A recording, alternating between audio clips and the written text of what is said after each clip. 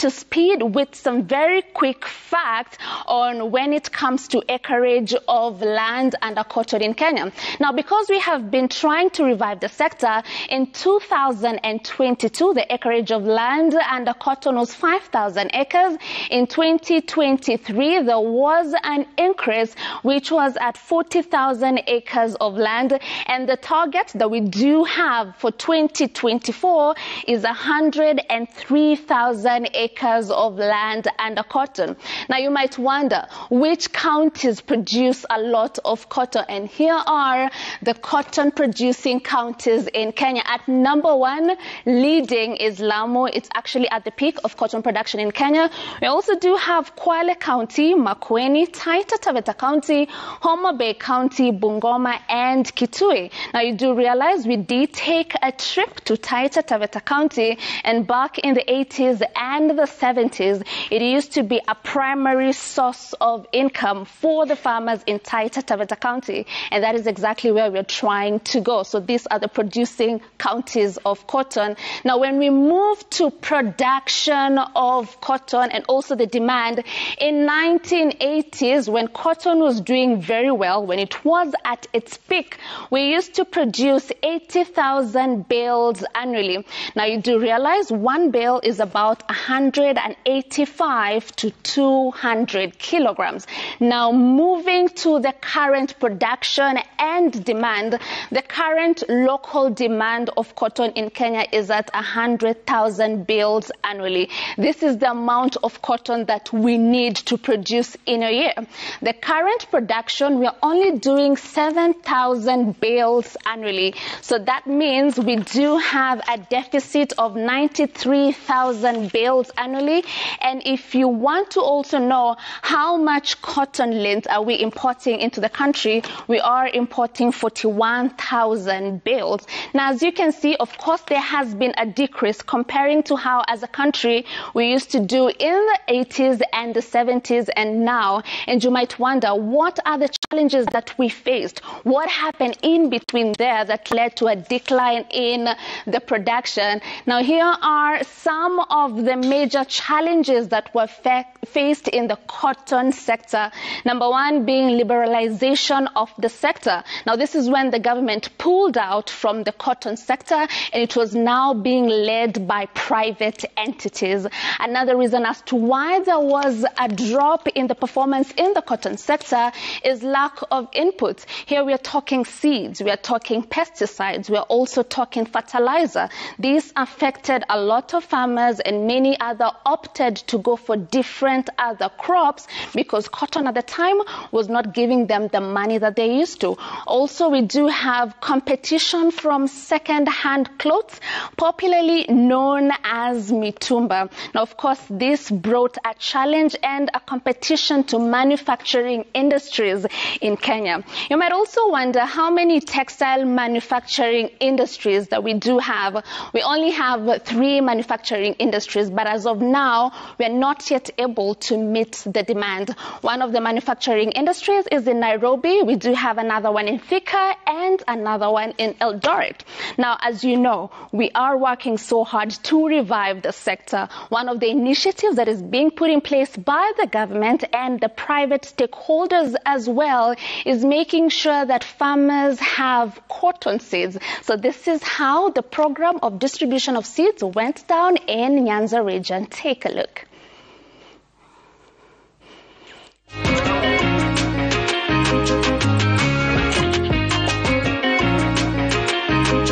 Now, from the shores of Lake Victoria, Kenya's gold is coming through to you all the way from Homa Bay County. Another day, another feature, another opportunity to appreciate the efforts of the cotton farmer for making us look this good. Now, in the spirit of reviving the cotton sector, we took you all the way to Taita Taveta County, where we got to experience the efforts being put in place to revive the glory of that sector. sector. Now, it turns out that those efforts are spreading out to other counties like a bushfire, because right here in Nyanza region, Western region as well, there's also efforts so that we make sure the cotton sector goes back to the good old days of the 1970s and 1980s as well. Now, one of the initiatives that has been put in place is making sure that there's distribution of quality seedlings to the farmers, and that is exactly what will be happening in Homa Bay County. And just to let you know, Homa Bay County has plans of being the #1 producers of cotton in Kenya, which I must say is a valid dream. We'll experience that in Homa Bay. We'll also take a look at how that is being done in Siaya County, Busia County, and Bungoma County as well. You cannot find that kind of content anywhere else, if not on Kenya's Gold. Come along with me. Let us go all the way to the distribution center right here in Homa Bay County.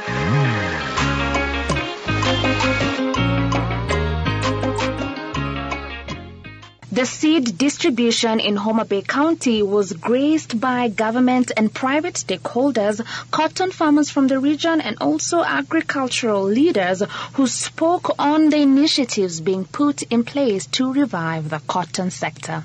The white-collar job starts from here. If you look at the industries in Kenya, close to about 75% are agricultural based. And if they are agricultural based, who is charged with the production? Who is charged with the farm? It is you, the farmers. So, dirty hand, clean money. So before you talk of that white collar jobs up there in the industries, then you must get involved in the agriculture. So it is the agriculture that will create those jobs. Without getting involved in agriculture, forget about the white collar jobs. I know you are aging, but your children whom you are taking to school, you are taking them to school in order to get their white collar jobs. So the white collar jobs you are talking about is you to create them after working hard in your farms. To make sure that we go back to cotton production level as it was in 1970s and 1980s. As a national government, we have got targets that we have been given by the Kenya Kwanza government. Through the BETA, that is bottom-up economic transformation agenda, by the year 2027, we should be having 160,000 acres of cotton in the whole country. In 2022, we were only having 9,300 acres for the whole country. Last year, that is 2023, we moved to 41,000 acres. That one was a huge increment. And this one was because of the support that we get from various stakeholders who are with us here. For this year, 2024, we are targeting 103,000 acres. Homa Bay has been given a target of 18,000 to 19,000 acres. The rest is for other counties. And by the year 2027, we should be talking about 160,000 acres of cotton. And for us to reach that, we need the support of the county government and other stakeholders. And that is why in today's meeting, you can be able to see various stakeholders involved through the value chain from production. So as the Minister of Agriculture, we are working on the issue of seed production through CALRO and other stakeholders. The open pollinated variety, and this one is being done in Bora and Kepera irrigation scheme. We are multiplying the seeds so that we can be able to meet those targets. Because without seeds, we will not be able to meet the target. And we are talking of quality seeds. Tukikuja hapa tunajua tunakuja cooperative union. And this union has a number of cooperatives. So tutaendelea kusimama na nyinyi. Kitu ya kwanza, mambo ya capacity building. Tumesema tunaendelea kufanya trainings. Tumeanzia kwa union. So we'll go down tukuje mpaka huko kwa societies. Pala, Ndiwa, all those from the board members.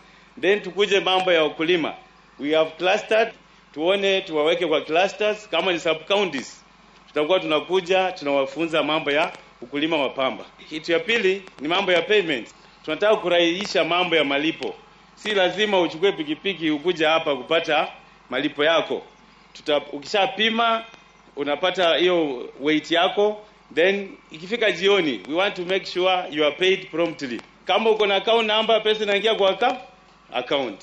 Lakini si lazima utumie pesa, hatunakuja kuchukua malipo ya pamba. Ya mwisho ni kitu inaitwa prompt sales. We want to make sure that once you weigh your cotton here, if we agreed with the union, kama mnalipwa same day, we make sure that we pay you. Alafu this tunafuatana na mambo ya jinas, walipe baadaye. Thank you very much for the warm welcome we have received in Omambe. Tulikuwa tunaongea na Deputy Governor na mwambia tulikuwa tuna map counties za Kenya na what product we can support there. Na Omambe ukiongea mambo ya ukipanda kahawa hapo Omambe inapata taste as good as the coffee from Mount Kenya, from Kirinyaga, from Murang'a. Sasa umesikia naongea mambo ya sunflower. Tukiongea mambo ya the blue economy ya fish, 80% of Lake Victoria iko Omambe. Nyinyi kweli mmekalia dhahabu hapa. Utajiri wa Omambe, we can only realize this wealth if we organize our people. And why do we assist as a state department? Tukiangalia sisi ni watu wa kupanga watu. Tunaita na Kisungu aggregation. Kupanga watu kama hapa sasa tuko na cooperative inachunga hii maneno, inaleta vitu pamoja, alafu tuna process tunapeleka pale pengine. The role of cooperatives in, as we call it, solidarity economy is very, very important. Now, the mission of distributing seeds to our cotton farmers has kick-started perfectly in Homa Bay County. Off to Siaya County we go. Let's go.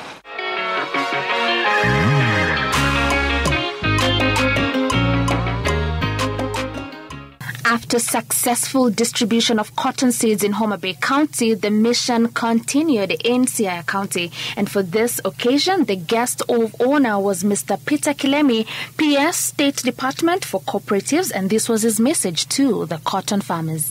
But despite the challenges you faced over the many years, mmendelea kukuza pamba. Nimefurahi tumeshika pamba ya hapa.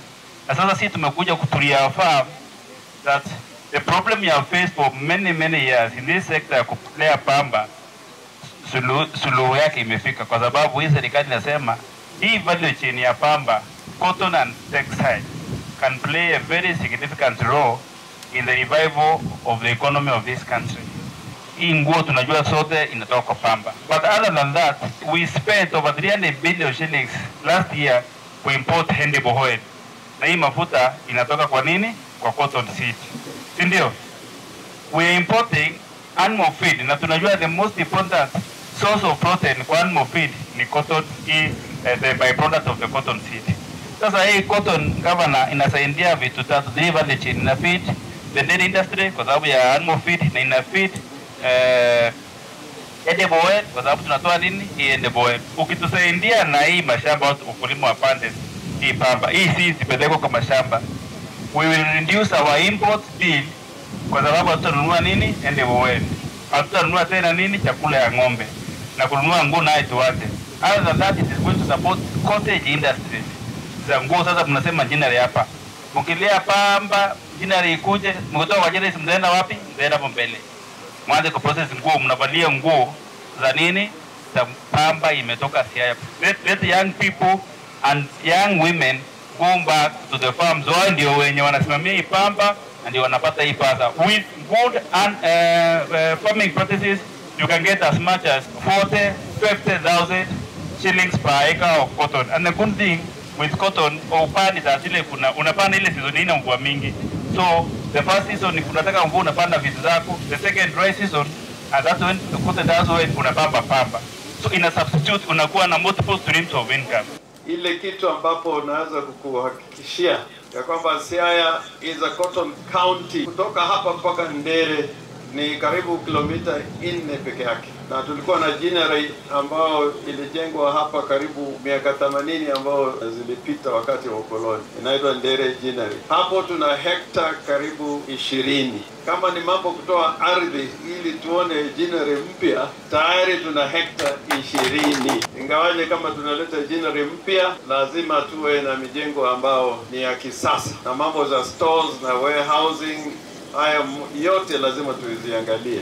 Na kule Madiani ambao ndio sehemu ambao tunalima pamba kuliko sehemu zingine katika Siaya County, tayari pia kule tuna ardhi na tuna ginnery kadogo ambao tukiongeza hela na wale investor ambapo wamekuja hapa, na nimekubali ya kwamba ginnery bila pamba, bila kuzalisha pamba, itakuwa ni kazi ya bure. Na hii ndio wakati ambapo tunaweza kuwaonyesha kwamba tunaweza kulima pamba ya kutosha, na ambapo ya kwamba tukiwa na ginnery, that ginnery is not going to be idle. Kitu ambayo ilitufanya tufaulu ni cooperative society ambayo iko kule Usonga. Na kule Usonga kuna wakina mama na vijana. Siaya